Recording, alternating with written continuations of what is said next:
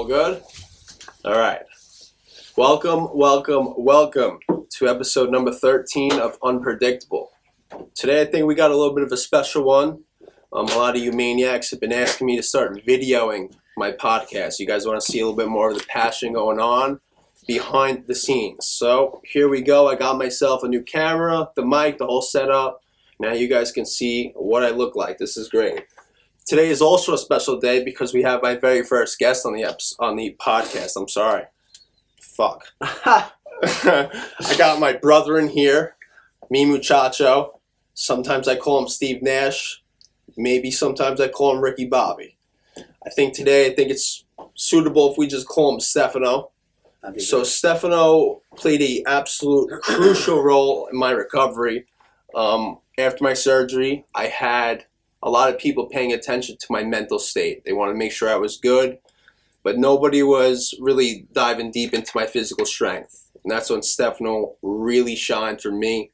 He was a consistent role model for myself to show me the proper discipline and consistency I needed to, properly progress down the road in my recovery. So Stefano, I know you've been pretty much of a fitness freak your whole entire life. Just about. When did you really get started with this whole, shebang? Well, Farrell's gym. What was the gym teacher's name? I don't even remember, honestly. I don't remember the name, but it was Farrell's gym, and honestly, I started working out because I didn't want anybody to really fuck with me. I wanted to be like, superior type of figure or whatnot. Absolutely, bro. Absolutely.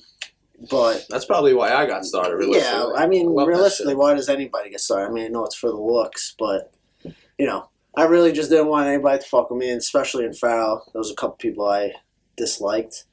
And I could say the same. Yeah, no. Obviously, whatever happened in Miss Palazzo's class with a certain somebody. Oh my God, a certain somebody. That was a great day. Jam. Anyways, that's besides the point. But again, back to the topic. Mm-hmm. Farrell's gym. I thought like benching was like the main thing to get you like huge. So every time we would have gym class, I would just hop on the bench. Obviously, I started, 25s, then 45s. I remember walking into that gym one day and seeing you fucking repping the plates for like 20 reps, and I was like, yo, this kid's an absolute magician. Yeah. And I wanted to be this kid's best friend when I saw that. Yeah, well, so. that was the idea, basically. But, then obviously it became a lifestyle, and yeah. That's pretty much it.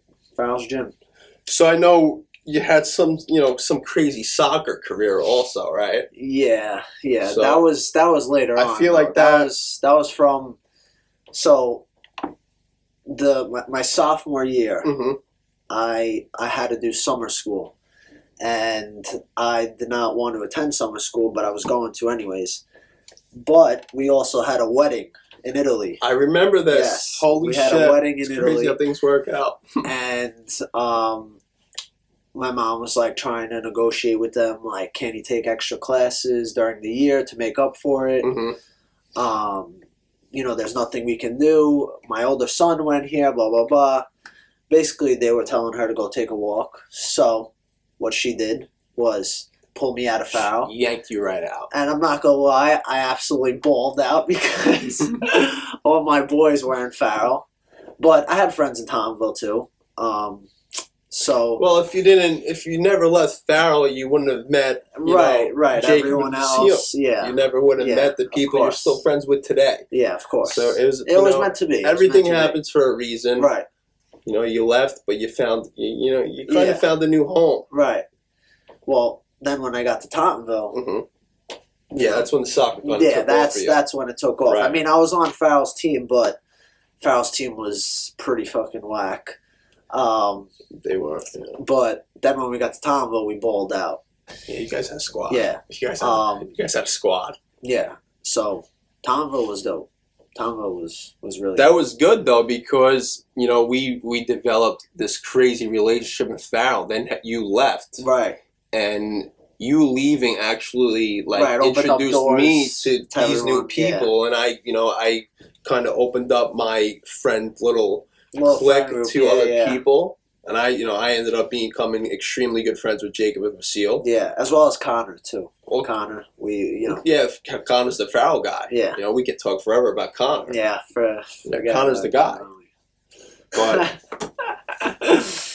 yeah, I mean, you had this soccer mentality. Like, you became this crazy athlete. Right. You became like a very crazy athlete. But then, I made my departure from high school. I went to college. I went to FDU. I played basketball. But yeah, I mean, you had this soccer mentality. Like, you became this crazy athlete. Right. You became like a very crazy athlete.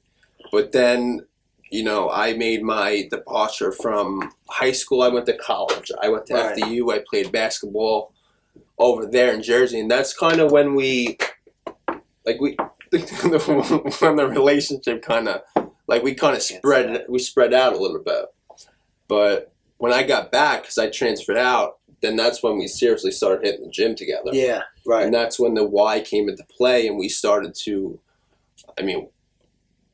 we just got crazy into it. Like, when you came back from college, that's when you would hit me up, when I'm working out, and then it took off. Yeah, that was it. It took off. Before you know that was it. The idea came quick too. It was our place. Yeah. It was simply like fucking. That was like our second home. It was just something we liked to do, Absolutely. It wasn't even like, we needed to, lift this amount of weight. It was like, kind of like a hangout, Yeah, hang out. Obviously, certain times it would become like a social club when we didn't want it to be. Yeah, no, we would end up talking for like 3 hours. Trying to work out, but Well, that's where I met a lot of people also. Right. So where more friendships developed, and it was, it was extremely beneficial to, I think, both of our, our well-being. Like, being able to have that support network in a gym setting is extremely motivational. Right. It was like a therapy session. Oh, absolutely. Like I need to go to the gym today because I need to. Absolutely, that's a big way. Get away from everything. That's a big way I look at the gym today after my surgery, as a therapeutic place. A place like not only where I work out like a maniac, right? But also I feel as if I don't go to the gym, I lose my mind. Right. It's a place where it's a therapy session for me. Yeah. It's somewhere where I can, I put my headphones in. I don't listen to anything else but what's going on in my mind. Yeah. It gives me motivation, that weird fucking inner motivation. I don't know. Right. But yeah, we had that, it was from Farrell, then you went to Tauntonville, you played soccer, and this all had helped, this crazy work ethic that you have, that you still have today. Your work ethic is pretty, inspirational, to say the absolute least. I try. But yeah, so I had my surgery, and I, having that shoulder to lean on from a physical, gym aspect. What's going on here? I don't know. It just sounds really good with the headphones on. Right, bro. You can do whatever you fucking want, bro. Anyway, listen. What was I saying? No, you could. The surgery, the work ethic. Listen, I think that played a huge role. Wait, hold on. All right. No, we're good. Just keep it going. Yeah. No, you're good. Keep it rolling. All right. You all right? So, surgery, okay? Again, back to your work ethic. Crazy work ethic. Unmatched in most experiences. Most people wouldn't understand why you work so hard. That was something for me to constantly look up to. Right, and to have someone like that after my surgery was fucking unmatched. Mm-hmm. If I didn't have that in my life, I would not be where I am today as far as, physicality goes. Mm-hmm. If you were just about mentality, I probably would have fucking lost my mind. But that's for, we'll save that for another day. I don't think anybody knows what I'm thinking ever, so. I can almost guarantee you that. But yeah, I mean, it's fucking. It was crucial to my my well-being, and I know you probably wonder what went through my head when I was in that fucking hospital when it first had happened. Yeah, because that actually. So, I got a couple questions for you. Fucking shoot my way, partner. So, my first question for you Right. is, what were you thinking when you were in the hospital right after surgery? Like you're in the bed, you got everything Immediately after, Yeah, what just thought. You're aware of what's going on, but like the first week after, like a couple days after. All right. So it's funny you mentioned this actually because I was looking through different photos and videos recently, and you were in like the first one where it was like the first day where I woke up after surgery and you were standing there next to the bed. That's extremely emotional. Anyway, we don't even whatever. So, but when I first woke up after surgery, I had doing it again. You like the way you sound? Yo, these sound phenomenal. Yeah. You had mentioned before surgery. I like to think of myself as a pretty athletic guy. Right. I did what I did well. I love sports, all that coordination bullshit. Right, because I remember the person you were before surgery, Mm-hmm. and I know the person that you are now after surgery. Two different people. Yeah, it's funny. My grandfather the other day calls me the new JohnO. I'm the new JohnO. You could say that again. So I thought it was pretty crazy how we said that. I thought it made me think. I was like, holy shit, bro, this man's right. Back to the surgery, okay? I woke up. Right. Okay? The realization that, I could not use my left hand. Pretty much my left arm. Yeah, I'm sure you remember I didn't have much use of my left arm. Right. The whole left side, really. It was kind of fucked up. I remember one specific situation where I would try and get up out of the bed and I would slide over and my hand would not slide with my body. I would actually fucking sit on my hand. If you can even imagine what that looks like. It was brutal. That's one thing I will never forget about the left hand. But back to what I immediately thought. Like the left vision too, right? But the vision, I don't think anybody probably. So okay, that's enough with these. Yeah, no problem. If you ever put them back on, just throw them right back on. Right? No one's gonna be upset. So the vision, I've never really. No one knows what I deal with as far as vision goes. Okay, a lot of people see me wear glasses. Okay, this is very important for anybody who wants to know about what the fuck I'm dealing with here. The vision by far trumps anything I'm dealing with. Yeah, it's by far. It's not even a fucking competition. But it's like the peripherals, right? So basically, peripherals. So if I cover my left eye, okay, so that a little. I see perfectly straight. If I cover this eye perfectly straight, I have 20/20 vision. Right. So does my fucking optometrist says. I wish I had 20/20 vision. Anyway, so people see me wear the glasses, okay? These are not regular prescription glasses, okay? You know this. Well, these are prisms. These are called prism glasses. So I wear contacts daily, okay? Right. So I have my contacts on. When you don't wear your contacts. No. I wear these over my contacts. So if I put these on now, there's no prescription on them. I cannot So for example, you're looking into that right corner that you see 10/18 on the TV. Okay? If I take these glasses off, there's two 10/18s now. I have double vision. Oh. So now if you can think about how you hold the camera. Okay? You move it like this, it's out of focus. That's basically my eyes. My eyes are out of focus. The more I shake my head like this, fucking you can't see it starts banging back and forth like a fucking ping pong game. It's terrible. That sounds terrible. But that's something I've learned to cope with. I mean, I honestly do not remember what it's like to have perfect vision before surgery. It's something that I've just learned to deal with. Every day the vision gets better. I just think, well, this is the best it's ever been. You know what I'm saying? But as far as, again, waking up in the hospital, realizing, the hardest thing for me to realize was I had to start from the very beginning. Right. I had to start from fucking that first step, which was fucked up because I really couldn't even take that first step at the time. I was stuck in the wheelchair for I don't even know, several months. Like, it was a long time I was in a wheelchair for. So having to,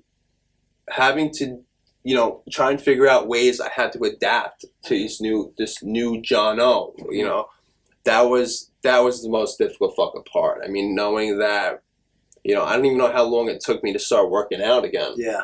Well, that's what I meant. Like, before the surgery, we were pretty much sick fucks before the surgery. Fuck yeah. I mean, you were like a different breed of a person before the surgery. Like, I was a fairly confident individual. Right, right. You know, you were like, you know, I guess like you could say like the alpha man or whatever you want to call it. But and then I probably agree with you. Yeah, you know, 100%. I mean, I probably agree with anybody. I mean, it's not just me. Lovely. But you know, after surgery, seeing you, not like, because it's not like you humbled yourself. You know what I'm saying? Like, it's you closed it up. You know. Well, that was the thing. You became. I really didn't have. Quiet, I didn't really have a choice to humble myself. I didn't have. You know, it was wild because, you know, I was told I needed to have this surgery, and I was told that the surgery was pretty cut and dry. Right. Yeah, remember we were like, yeah, I was kind going into surgery. I'm pretty sure I went out. Like, I was fucking doing something the night before the surgery. Yeah. I had a party. Yeah, I think I was with you at my cousin's party. Oh yeah. But like the so I took it very lightly. I did not expect, obviously, for the fucking domino effect that the surgery would cause. Right. But we went into it literally like the week before. We were in the gym, and I'm like, because we had our Italy trip planned. We had, you know. That's right. I was supposed to. Yes. Yeah. You know.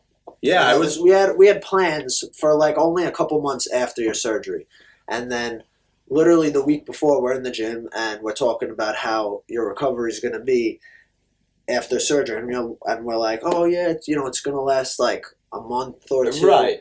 You said exactly. You got hit with this whole different scenario. Yeah, I mean, where you had a plan. When I first had the surgery and I got home. Yeah. When I originally got home, I had the whiteboard in my room, and I would actually write down the days after my surgery. And I thought, like, when I hit like a specific day, everything would come back. Right.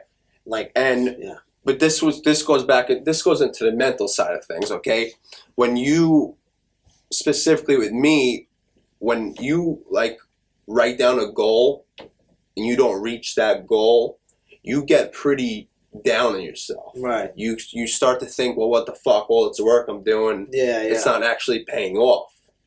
But this is what really humbled me. This is where the humbleness came in, and this is actually where I started to regain confidence, because although I was coming short on these goals of mine, I knew I was getting better. So ultimately, I just cut that shit out. Right. I stopped with the days. Right. Expecting. I stopped with days. Like right now, today, we are probably at. Like, we're in May now. Today's May 1st. My third year after surgery is going to be next month, June 4th. I stopped counting fucking like a year and a half ago. Right. I stopped counting, I think, like 600 days. Which is fucked up to think about, that it's almost been 3 years since my surgery. But it's extremely humbling because, like you said, like, knowing where I was before. Right. Knowing the person I was before and how I am now is two very, very completely different people. Completely. I mean, obviously you're still athletic, but like playing basketball. I do not play basketball anymore. Right. You know this. No, I know. Like, it's something that I'm saying, like, playing basketball, we would like go to PS8 friggin'. Yeah, that shit doesn't happen. And like.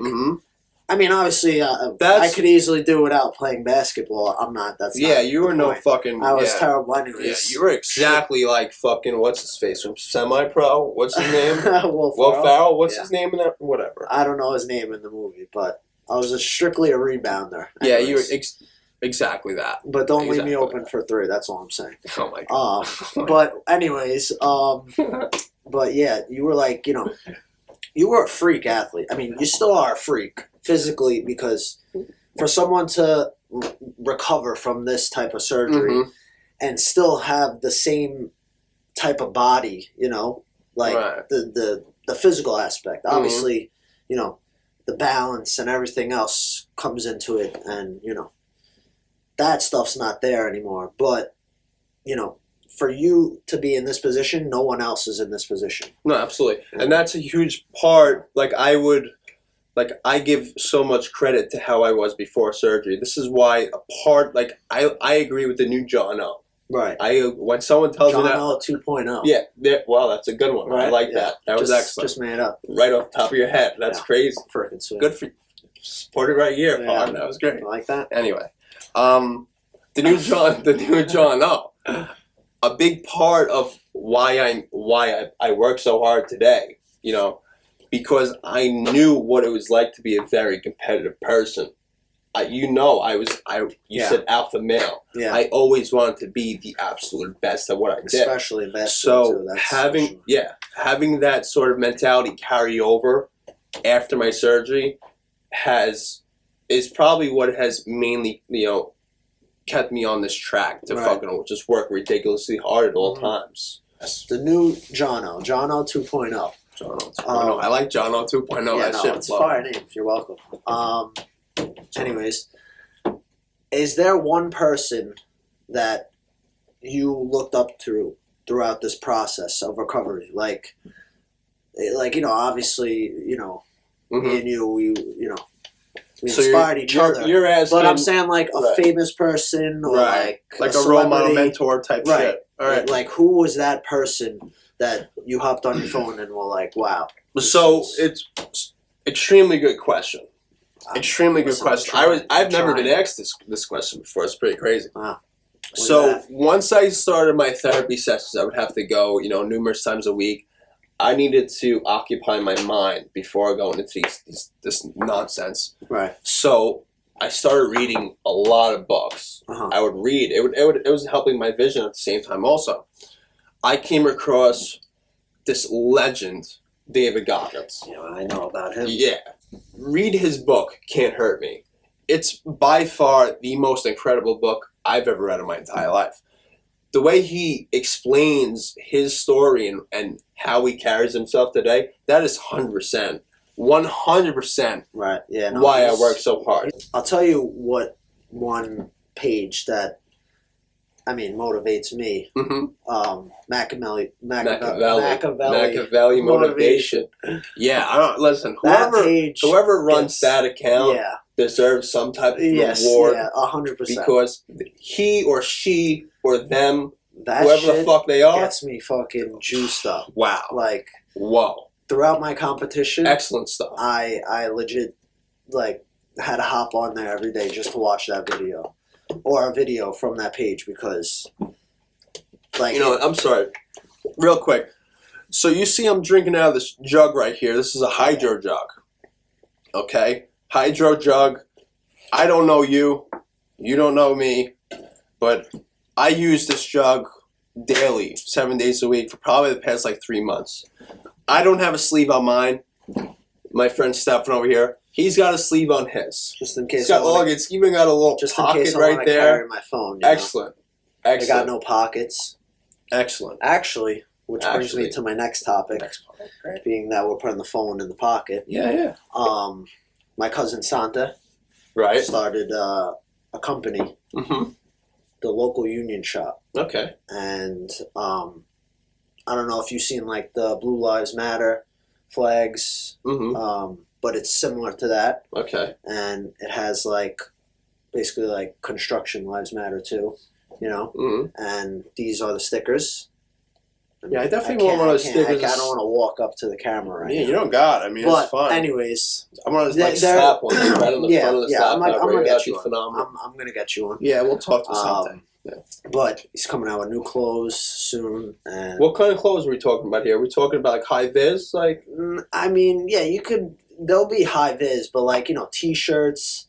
Maybe a little hoodie action. Yeah, hoodie action. I like hoodies. I know. It gets brick out. Sometimes you want a hoodie with the construction. Absolutely. Logo. I am all about it. Point is, he's got social media. Yeah, Instagram, the local union shop. Local union shop. You can follow it. Give him a follow. He'll be hype. I'm pretty sure I might have followed my guy. Yeah, I mean, I reposted it on my page a couple times. Actually, no, only once. But he's going to be big soon. So. The local union. Okay, yep, all right. That's followed. Yep, there you go. Excellent. All right. Appreciate that. Anyways, all right. Yes, listen, back real quick. Hydro jug. Get back to that. I think we should conversate a little further about this because I love this jug. I think my guy over here loves the jug, as you can tell. I mean, the sleeve is phenomenal. You're into the sleeve. I chose not to get the sleeve. I heard great things about the sleeve. No, it's I know your brother uses the sleeve also. Yeah, this is a mixed bag. We have a lot of different, things going on here. Throw it over your shoulder while you're at work. My sister even just bought a hydro jug also. What I'm getting at here, hydro jug, is I want an email or some sort of documentation, maybe a contract. We could figure some shit out because I've probably given you plenty of business in the past several months. There's a lot of people that have a hydro jug now, that's for sure. Okay, so touching base with like David Goggins, Machiavelli Motivation, all those guys. As far as like the role that I had in your whole recovery and surgery, I felt like it was my job to, get you back to normal. Because honestly, after surgery, life was a little different. Like absolutely, fucking life was completely different. I mean, obviously it was different for you. I know it was, but I'm saying like it was different for a lot of people. Yeah, it was different for a lot of people. For me, it was it was a little different because like we would go to the gym together. We would do everything together. You know what I'm saying?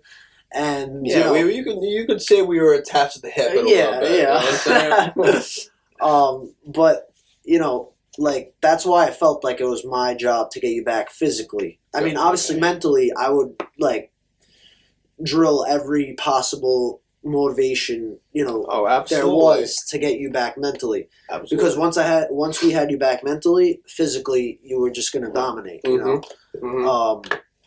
But like seeing you the way you were after surgery, it was tough. Like I almost felt like I couldn't. I'm sure everybody felt like this. Like your parents, your sisters, friends. It was almost like you felt like you couldn't do anything about it. What the fuck? Like that little gray area. Yeah, like there was like it was absolutely. Like it was a vulnerable situation. No, absolutely. And once like we had each other in the gym and whatnot. Then I was like, all right, we got to get to work. Like we got to get him back to where he was because me and all the boys, especially, we needed our friend back. You know what I'm saying? So that was like the main goal was to get you back to normal, and and that was a huge part, bro. I mean, like it wasn't never really said that was the reason, right? But it was all it spoke. Like I heard it. You didn't even have to speak it, and I knew it was a fucking thing. And it was a big thing for myself also. Right. So I wanted to, I still do really want to get back to where I am. That's why I do all the shit I do. I'll never forget one line that because when it was recovery, I'm pretty sure Dan was away. So so Danny shipped out. It had to be a month or two. I don't know the exact date, but I'm pretty sure it was around 9/11, like September, somewhere around there. So it was like 3 months after my surgery. Right. Yeah. So while he was away, obviously I kept in touch with Danny, all the time and whatnot. But there was one line that stuck with me that he said to me, while he was overseas, and he was like, "Stick with JohnO." Absolutely. Yeah. And it was stick with JohnO, like to get you back. Because once he said that, I know exactly what he meant. Yeah, it's funny. I never heard that before. Like, because I obviously, it was something between me and him. But that line stuck with me, and then once I heard that, I was like, all gas. Like, we're getting you back, And then that was it. Look at you now. That's pretty crazy to hear that for the first time. I never knew he said that. That's pretty wild, bro. I never knew he said that. Yeah. But me and Dan kept in touch, obviously whenever we could, whenever he wasn't doing what they do over there. But it was. But I actually have a little question for you. Obviously you've touched upon how it was for me after surgery. Right. I was. Throat's dry over here. I was stranded. Yeah, bro. Listen, take a sip of water. Yeah, my bad. I had a game before that, so. Yeah, it's fine. You must be tired. Not even. Starving, actually. But anyways. Well, all right. Anywho, listen. Back to the topic. You knew me before surgery. Right. Alpha, whatever. However you want to fucking describe it. We're just going to stick with John. Okay? John. After surgery, I knew a lot of people were looking at me as if I was the weakest person in the room. Right. This was something I was not used to at all. I was so used to being looked up to, and now I was being looked down to, which is that's why I felt like it's fucked up. Right. It brought it to like a vulnerable situation. It was I mean, and I know you the way your mentality is because even before surgery you were a sick fuck, and you're probably even more of a sick fuck now.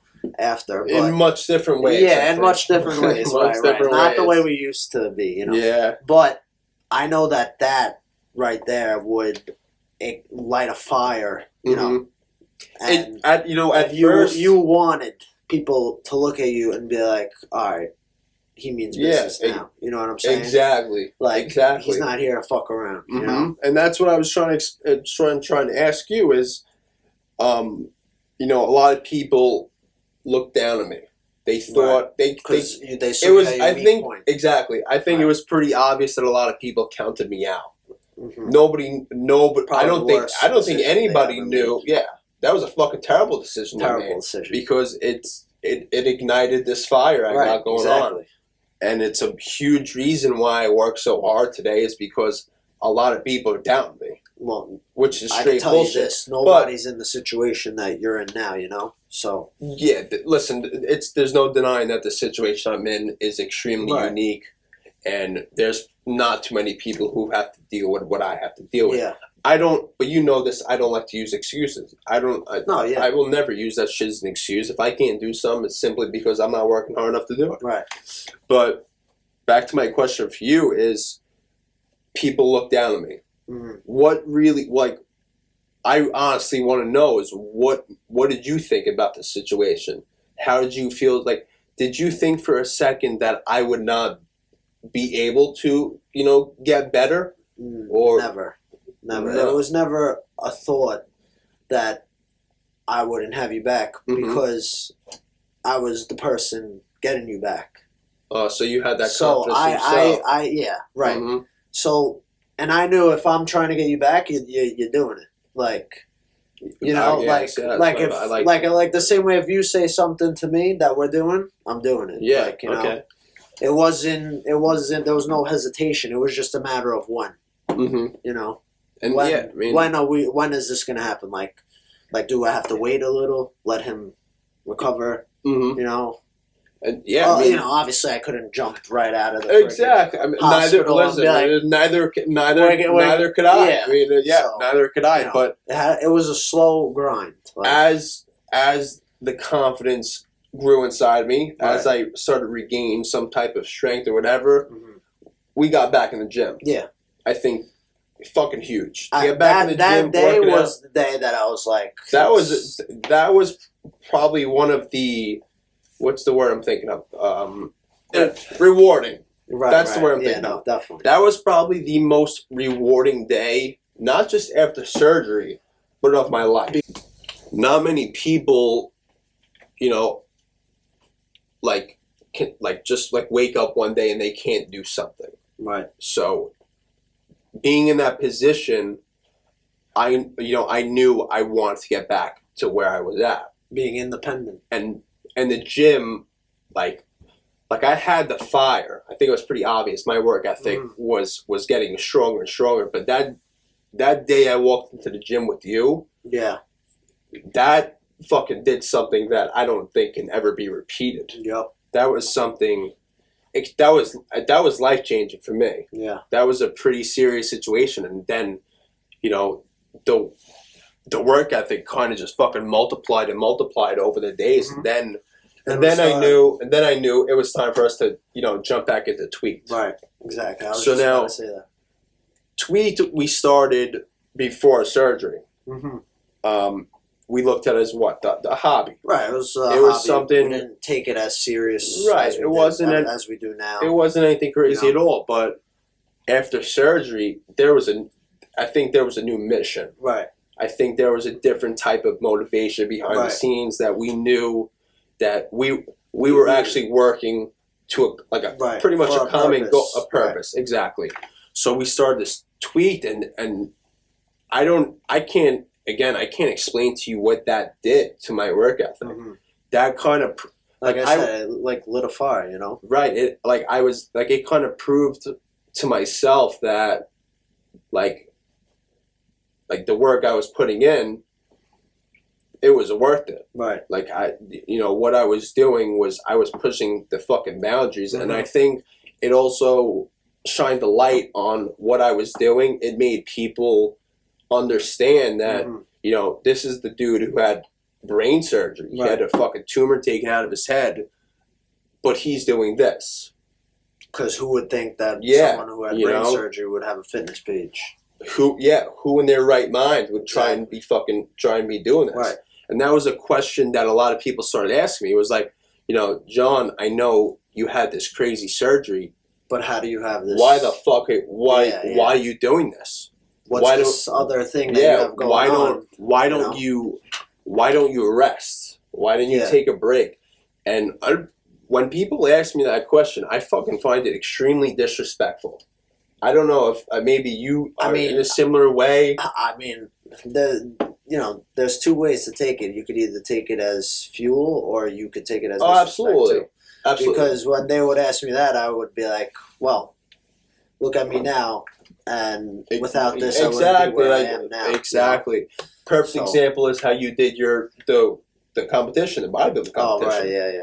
That probably, gave you some type of confidence that you never thought existed. Well, you didn't. Yeah. You didn't. I honestly, I was extremely proud of you that you did that, because that takes something else to get on stage and do that. And you did it, you did it fucking effortlessly. Yeah, that was a journey. That was a journey. Yeah, no, and it's shit like that let me know to just keep on pushing, just keep on going. And that's what, it was crazy. You don't realize what type of mental discipline you have till you put in a situation that you have to be mentally disciplined. This goes back to your original question about when I woke up, seeing where I was at. Right. Knowing that I had pretty much everything stacked up against me. Mm-hmm. Whether it was outside opinions, against my own physical, mental strength, whatever it may be. I believed at some point that I would not be able to I wouldn't be in the position I am. Do the things I knew that. I kind of understood that the work I had to put in was going to be extremely difficult. Mm-hmm. But and it was going to be a long journey. Oh my God! Again, we're going on. That we thought, it was big mistake that I made with that shit is believing that you're thrown into the fire. Yeah, I was thrown into some fucking crazy fire. Yeah, thrown right into the fire.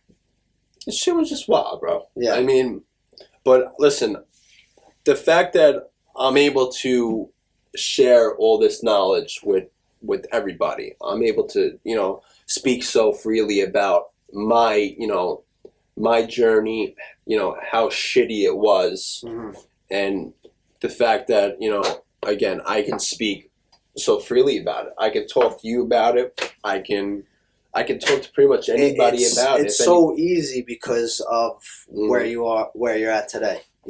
I'd be lying if I said that's not a very helpful. I mean, reason. this is okay. If I was still in a little bit of a weaker position, right? It wouldn't be so easy to speak it would not so freely about. It would not be. But I'm very grateful that the work I put in has put me in the position to continue to share this shit. And the support system, and everything that you had also.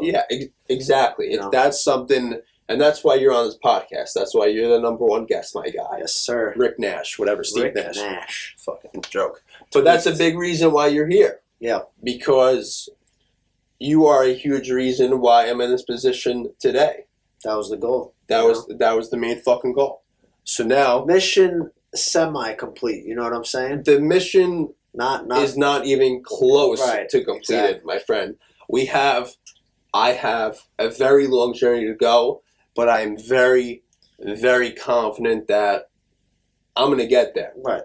I don't have much of a choice. At least to me, I don't have much of a choice. Right. I gotta be better than I once was. The JohnO 2.0. JohnO 2.0. That's exactly what I'm going to be, but it's going to be more impressive. You like that shit. You're going to keep using that. Yeah. I'm gonna. Just let everybody know who made it. Putting that right in my pocket, bro. I don't want anybody to get, No one's going to get that shit confused.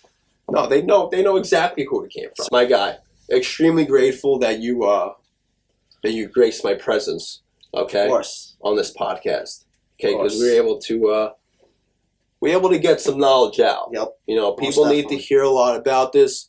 I think people are going to be interested to see the video. Seeing your lovely face. Yeah. All that good shit. Okay. But I think we really touched upon just about everything. You're happy with the way this came out? I'm happy. I'll tell you what. I'm starving. If you're happy, but I'm happy. You're starving. All right. Well, listen. If you're happy, I'm happy. All right. Sounds Put good. it there. Right there, partner.